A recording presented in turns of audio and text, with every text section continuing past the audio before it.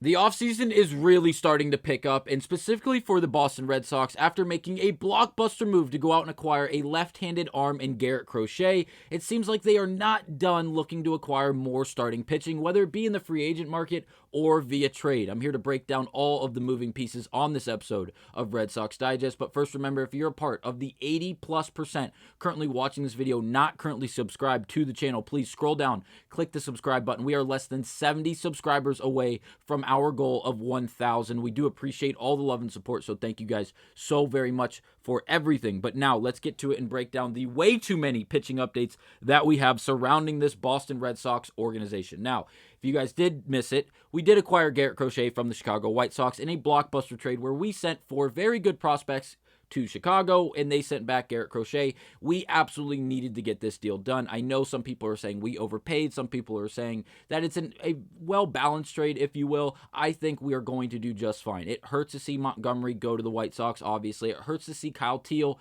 who I expected to see in a Red Sox jersey at the midway point to the end of this up-and-coming season on the MLB level, go to the White Sox. Unfortunately, we're going to have to work without those guys. It sucks to have to move talent to acquire talent, but that's the way it works. And we have to make some moves that are going to hurt in order to really progress as a team. And hopefully this is one of the many that we do. Now we're going to quote NESN on Twitter as they are citing Craig Breslow, who did have a conversation post Garrett Crochet in that trade that they did make, and about really what the rest of this offseason is going to look like, where he went on to say this, and I quote, "There are still really good players, really good starting pitchers left on the free agent market, and there are still conversations we are having with teams as trade targets." And again, that is the end of the quote from Craig Breslow. That gives us the idea that he is not done trying to upgrade this Boston Red Sox rotation and really pitching staff overall. And now we're going to start with this article published by Noah Hills, going on to say multiple sources have informed the Post-Gazette that Luis Ortiz was not the only starting pitcher the Pirates made available for a trade this offseason. That and many more in our 5 developments, from the winter meetings. And obviously, if you click on the photo, it takes you to the article where it goes on to say this, and I quote, "The Pirates have been vocal about their willingness to trade pitching for offense, and sources indicate Ortiz was not the only member of last year's starting rotation available to be dealt." The Post-Gazette learned Monday the Pirates were open to the idea of trading Mitch Keller. A day later, a league source said Jared Jones was also, and I quote, "very available." And that's the end of the quote.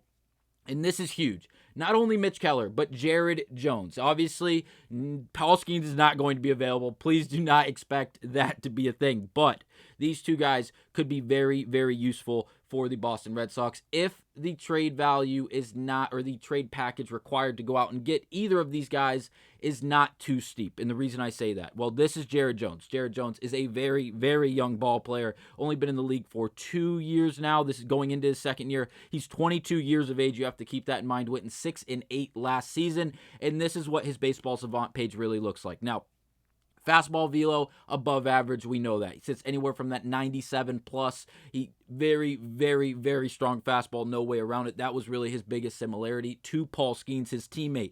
Obviously, if you look at the average exit velocity, when you throw that hard, if players are able to barrel barrel the baseball, usually the exit velocity is way up due to a velocity on velocity match.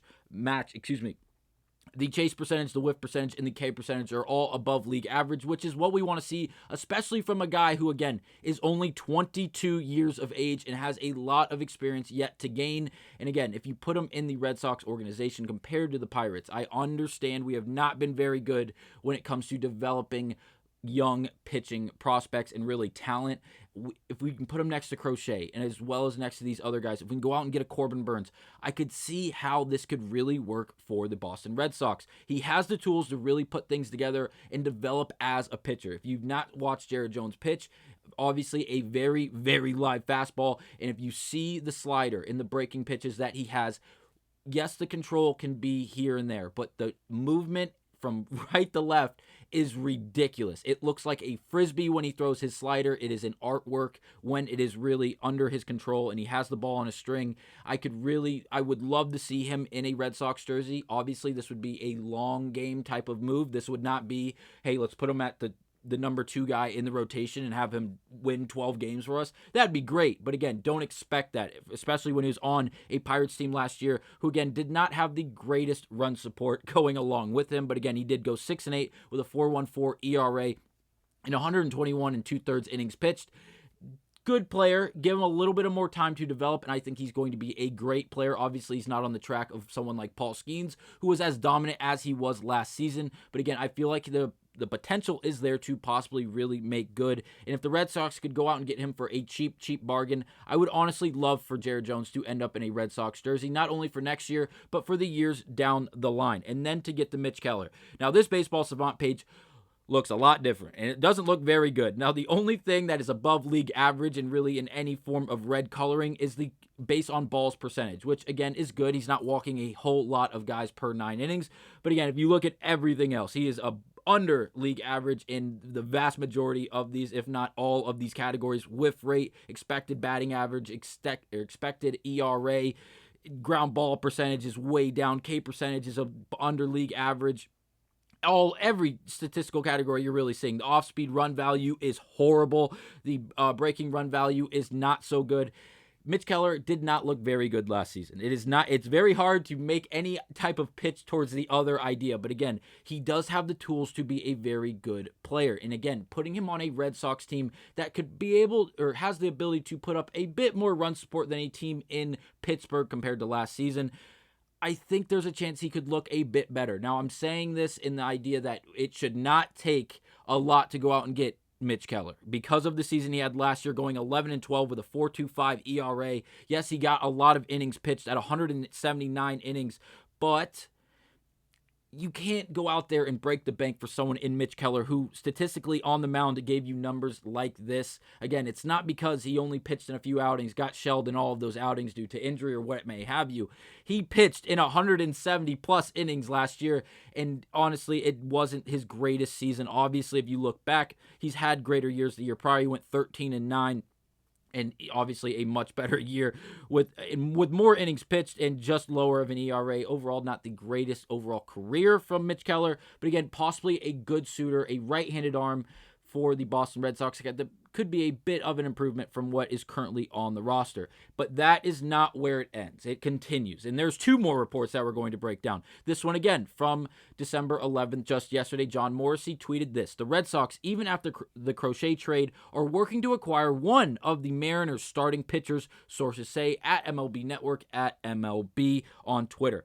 This is interesting, and this is where I could rant for 40 minutes. And I'm not going to. I'm going to try to keep this very short and sweet as we're already approaching the 8-minute mark. But I love the Seattle Mariners starting rotation. And if you know the game of baseball and you have been following the Mariners for the last 2-3 years, you have loved this rotation. This 5 right here is phenomenal. The only guy I'm not sold on is the only guy I believe we are even in talks with to actually trade for, and that's Luis Castillo. Now, I don't have stats for all of these guys because I don't have the time to run through all of these and still break down the next report, but George Kirby, Logan Gilbert, Bryce Miller, Bryan Woo are phenomenal pitching arms, prospects, if you will. Obviously, Gilbert and Kirby have been doing it a little bit longer. You can't really call them prospects anymore. But again, Bryce Miller, Bryan Woo are both very, very young pieces. Really, all the top 4 guys are relatively young and live arms that have so much potential. I don't believe the Red Sox are going to, or I should rephrase that.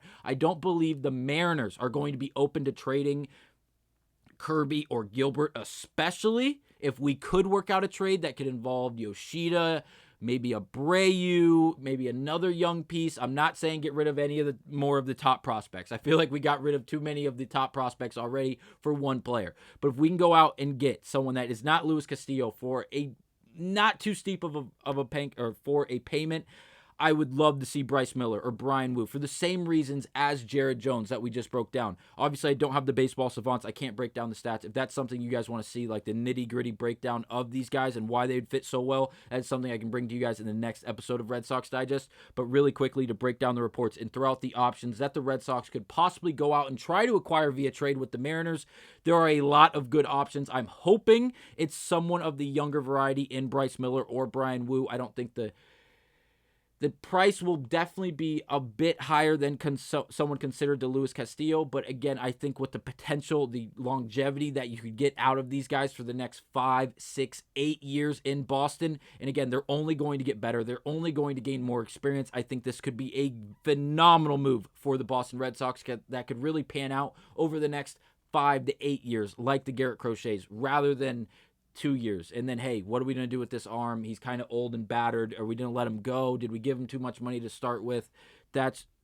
Go get a young arm, someone like a Jared Jones. And now, the final thing we are going to highlight is this tweet from Tyler Milliken. Again, yesterday, December 11th, there was just so much pitching news yesterday. Craig Breslow tells the media that the Red Sox want to add another starter. Again, he is quoting this tweet that we already highlighted earlier in this video. Excuse me. Not a depth starter either. Wonder if that's where the Buehler interest comes in. And again, Walker Buehler had a pretty good postseason, especially in those last 2 games. Obviously, the game where he started against the Yankees, went 5 innings, only gave up 2 hits, no earned runs, 2 walks, struck out 5. Very, very good game from Walker Buehler. Really turned back the clock. If you did not watch that game, go watch the highlights. He was gross. He was absolutely gross. He looked like prime Walker Buehler without a doubt. And then obviously he closed in game 5 of the World Series, 6 of the World Series, where he only pitched that 1 inning. He struck out 2 of the guys. And again, he looked like that game that he started just previously 2 days prior. And he was gross. Now, we've seen better seasons from Walker Buehler in the past, without a doubt. You can't argue that. Last season, he went 6-3 with a 4 ERA. In the years prior, just the year before that, last year he went 1-6 with a 5.3 ERA.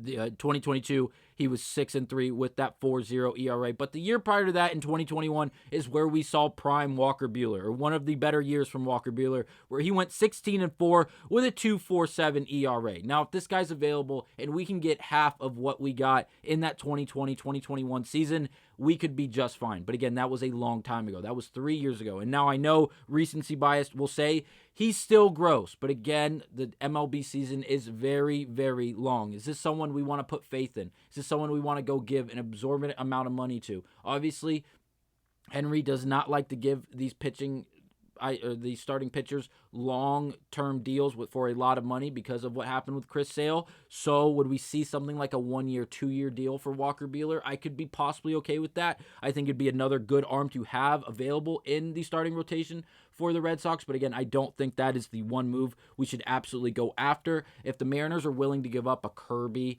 or a Miller or a Wu or Jared Jones becomes available, or the package for Mitch Keller is so minuscule that it's worth doing, I would love to see those moves made before Buehler, just because I'm not sure we're going to get that vintage Buehler we saw in the World Series and the Fall Classic that we're going to get through Game 1 through 162 for the Boston Red Sox. But that'll be it. I know this was a lot to unpack. Again, let me know if you guys want an in-depth breakdown of the statistical production from those Mariners guys and really anyone else that could possibly be a Red Sox starter for the next few years. Let me know in the comments, and I will bring that to you guys. I appreciate you guys watching. I will see you guys on the next episode of Red Sox Digest.